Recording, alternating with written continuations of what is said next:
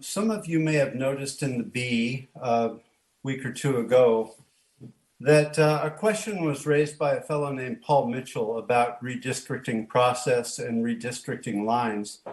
And it raised the question, the specter of which was who represents which districts until the end of their term. The city attorney came out with a public opinion today, just a couple of hours ago, to look at questions about recall. That's been a question that's been raised by some constituents. I raised the question to the city attorney, do I in fact represent my old District 3 until the end of my term? Because that was the assumption of myself and, excuse me, most of my constituents. It turns out that embedded in this opinion from our city attorney's office, that is indeed correct. And that would apply to all of us, to Jay, to Rick, to all of us. We all represent our previous districts until the end of our elected term. That is how the California Election Code reads. And in fact, that is a proper interpretation as stated by Susanna Alcala Wood to me on the phone not long ago. I have to say this is a little bit earth-shaking. A very significant difference from what we were told when redistricting happened, that the district boundaries took effect immediately. It turns out they do take effect immediately, but only as pertains to the next election, so that those people who are going to run for those revised districts could start to line up their campaigns and so forth. But in fact, I must tell you, I'm very pleased that I will be representing the area where I live and the old District 3 until the end of my term, which is the end of our session this year. This is a pretty big piece of news. And, we've all adjusted, right, to the new boundary lines. We've had other council members taking over parts of the districts that we've represented for years. But in fact, that was not the proper decision. I would like the city attorney, Ms. Alcala Wood, if she's on the line, to clarify this, because to me, it's very important.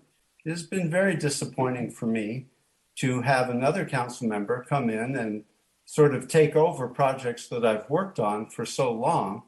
And in fact, we have different opinions about how things should work.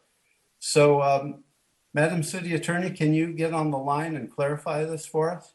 I just want to say, this is a very important question because the city has told the entire community, including our council, that they are now representing new districts, or at least partially new districts as a result of redistricting. And if Councilmember Harris's assertion is correct, we have a real problem here. And if it isn't correct, then maybe a charter change is in order, because I don't agree with the idea that districts should be changed in the middle of a calendar year before the next election. But what is the answer to this very important question, please?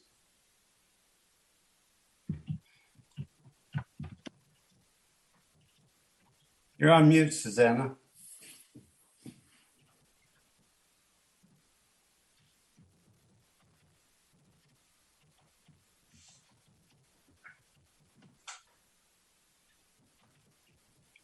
What about now? Gotcha. Yep, okay. We hear you. Okay. In responding to the question posed to us initially by the city clerk, which was specifically if we could provide her an opinion on whether or not, or what boundaries were included in any recall involving the Council District 4 representative, we initially opined on the matter, and then I got a secondary opinion just to confirm our opinion of how the charter read. This is an unprecedented question. It's a case of first impression for the city. We have not actually ever had this issue presented to us. And so I wanted to make sure that we took time to respond to it.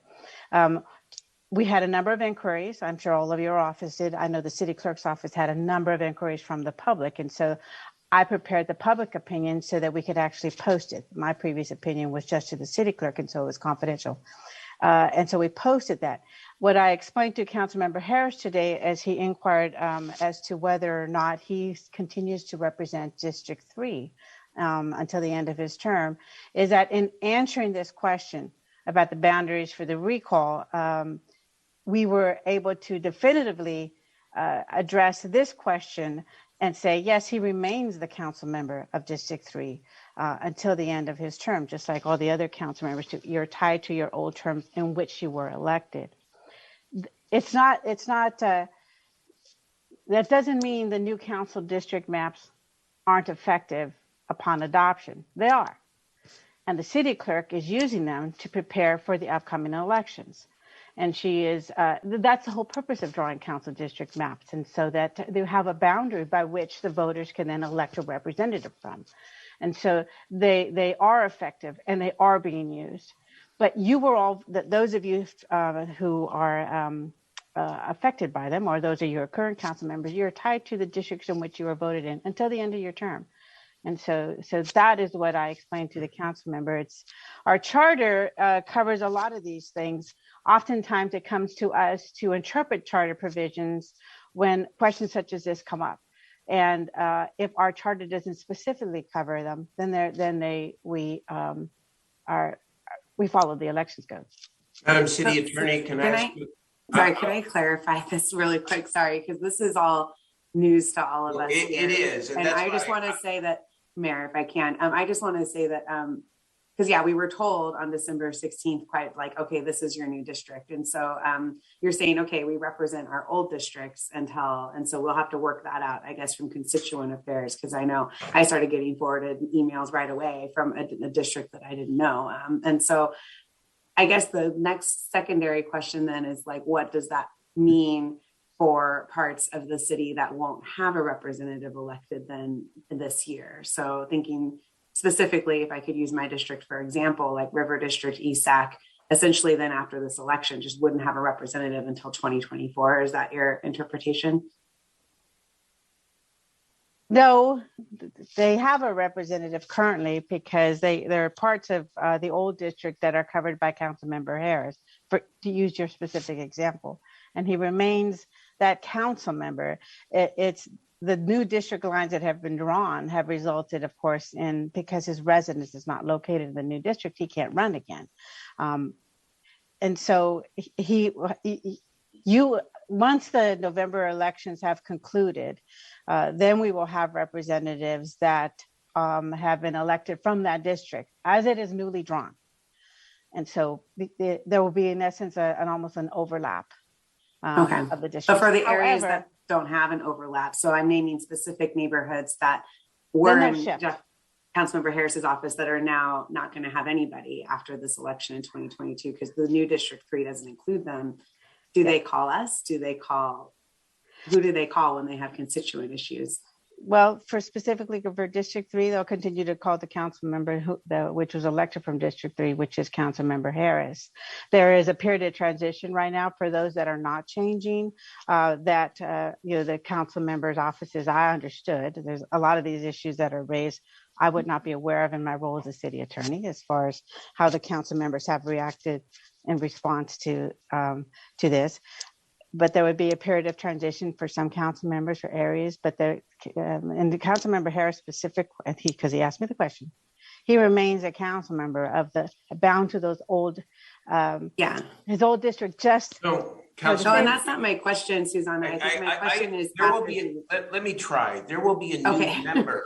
There will be a new member elected to succeed Councilmember Harris in District 3, and whoever wins that election will represent all of District 3 as reconstituted. Correct. So there won't be a gap.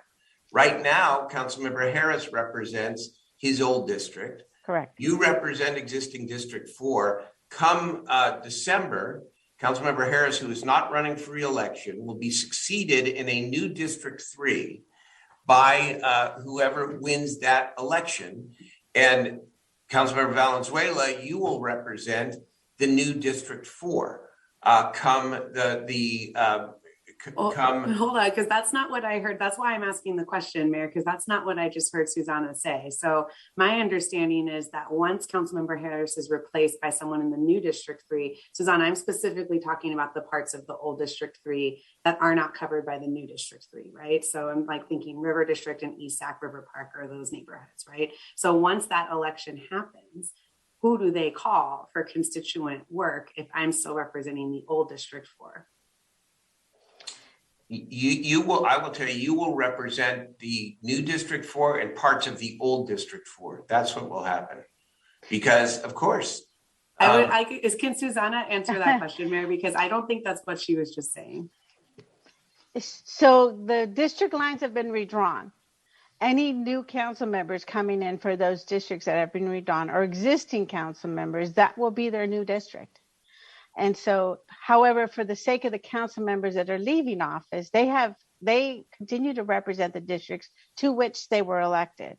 And so that's why in Councilmember Harris specific and Councilmember Chenier and anybody else affected by it, they represent the district to which they were voted into, and they continue to do so. I'm sorry, get the answer to the question, because then I want to back up a little bit here, because there's something fundamentally concerned about all of this, okay? And I know I have a couple of other council members' hands. I understand, but I'm going to ask a question now, please. I want to back up because I want the so-called recall question has sort of clouded all of this. But set that aside. Did the city communicate to the public and the council members after the Independent Redistricting Commission drew the lines that the council members' districts changed immediately? Did we communicate that? And did we communicate that in error back in December? That was communicated. Was it communicated in error? That I don't. I'd have to see the communications, Mayor. Well, it's on the city's website, and Jeff Harris and Rick Jennings now has been working for several months here, thinking that he's representing Land Park and Curtis Park, and Jay Chenier has not been, so no, people have been. It has been reported public. It has been reported on the city's website, and we communicated this, and it was in error. And it's this is a fundamental question. And I'm concerned about this. And now we're hearing in April that in fact, that isn't true. So I do think we need to go back and look at how this occurred because the public has been confused. And the members have been confused for now going on December, January, February, March for 4+ months. I'm sorry. Well, Mayor, I wouldn't say confused. I mean, we were operating under the direction we got from the city. I understand, but it was your new district. But it was if that's not true, then we have a lot of work to do in the community to help them understand. It was incorrect. Yeah. The information was incorrect. And now we're hearing tonight, and because of the recall question raised a broader issue, but that's why I want to set aside that question. And the city concluded something back in December about who represents where that wasn't accurate. Is that, if I'm wrong, please, I'm not trying to make anybody's life hard here, but this is a problem, obviously, and we need to. I understand the questions that you're all asking. It's just not accurate to say the maps were not effective. They are effective. They were. I understand they're effective, but it's their effect, I think, is what you're asking, and we're trying to clarify their effect. And the recall, the question that the clerk asked us to answer with regards to its effect on the recall petition brought to light all these other issues that had not previously been answered because they simply just didn't come up. And but it's inaccurate to say that information was in error. It's the multiple effects of it is what you're now asking for me. And there's any number of things we can do to help clarify that for the public. Issuing the public opinion was one, because if you read that public opinion within it, it talks about why everybody's tied to their district. And so I'm happy to issue Mayor, my. you have 3 councilors. Yeah, so go ahead on Yeah. this issue. On this issue, Yeah, of course. go ahead. Go ahead, Angelique, please. Right. My cheeks are going to start bleeding from biting them. This is insane. This is not even my first round of redistricting. And I'm now learning that in 2011, I actually represented downtown for an additional year that I didn't know about. So here's the thing. We need to agendize this. This cannot be like an off comment. There are a lot of implications to saying that the maps go into effect. So perhaps what I would recommend to the city attorney and the city clerk is that you work through those questions. For example, there are parks, PIF, and Quimby dollars. Which districts are they attached to?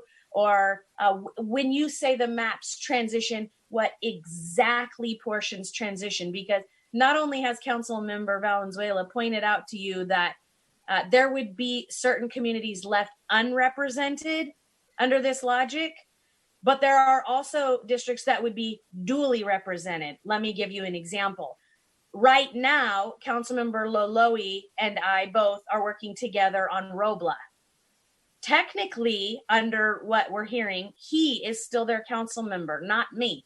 And he is until he is reelected. So it doesn't, when my seat goes to somebody else in the end of December, they will have been voted for by the Robla folks, but Councilmember Loloe is still tied to Robla, because if you were to recall him, Robla would have a vote until he is selected by his new district, which would technically mean both the new District 1 person and the previous District 2 person simultaneously represent that community until Mr. Loloe is elected by a different electorate. That also means that communities like Roca or East Sac could, for a period of time, be left without anyone. So I'm not suggesting that any of those are the answer, but what I am saying is what I am hearing is quite confusing. And I don't think it's appropriate for an offhanded conversation at the end of a council meeting. We really need to agendize it. And we as council need to understand very clearly what our roles are. And it needs to be researched carefully, and not just by our city attorney. She can't be expected to know this off the top of her head or after a couple weeks of research. She needs to have an opportunity to hire people that are experts in this area, bring them on, talk to them, and do a significant amount of research with the clerk and bring it back to us so that we can very clearly understand who is representing which community. And if there is overlap, which I suspect there will be, because there's no version of this where that doesn't happen, how that is determined, because you may have colleagues who don't agree. And I'm intentionally using Councilmember Loloe and myself because it's unlikely we would disagree. But let's say we did all of a sudden. Then who's the council member? Right? And what role does the mayor, who is the only citywide elected, play in resolving some of those issues? And Susanna, my question to you is, because this is clearly not been cleaned up by any city attorney before you and just happens to fall in your lap this time because there happens to be a recall happening at a timing that has pointed out to us an error in our ways for many years. My ask of you is, please also make recommendations to us if we need to do a charter cleanup to fix a portion of this, because this has clearly been wrong for some time. So that's my ask here, Mayor, is a clear agenda item with some clear guidance and some recommendations and an opportunity for our staff to get some assistance in what has obviously been long wrong in the city of Sacramento. So let's do that. Let's agendize this for next week, because this is a really. I don't know if she can get that done in 1 week, Mayor. She needs to have some time. I don't know. Well, whatever time it takes. I'm concerned. I don't know how this happens. I'm not pointing fingers at anybody. All I know is that in my city, there is significant confusion about which member represents which area now. And so this has to be clarified and resolved very, very soon so that the members and the public know which area they represent. And Mayor, let me just say that I agree. Time is of the essence. This needs to be resolved. yeah. Councilmember Chenier? I have a separate issue, so I don't know if there's more on this. Okay. Madam City Attorney, tell us what you recommend here about what is the best way we can go about clarifying this in a timely fashion. What's your recommendation? Well, I appreciate time is of the essence. I would agree with that. And I thank you, Councilmember Ash, because you've hit the nail exactly on the head. There is several things wrong with our charter as we have learned through this whole new redistricting process that would probably, that's the fix. A lot of things put in there that nobody anticipated what the effect was going to be. And we're kind of running with it and interpreting it as we go. I probably need more than a week, though. I probably need at least 2. I'd love 3. We did already engage outside counsel to help us on this, so that will help me go faster. I can come. How about if I say I come back to you? I'm going to aim for 2, but please know it could be 3. Council meeting dates. I think that's fair. Okay.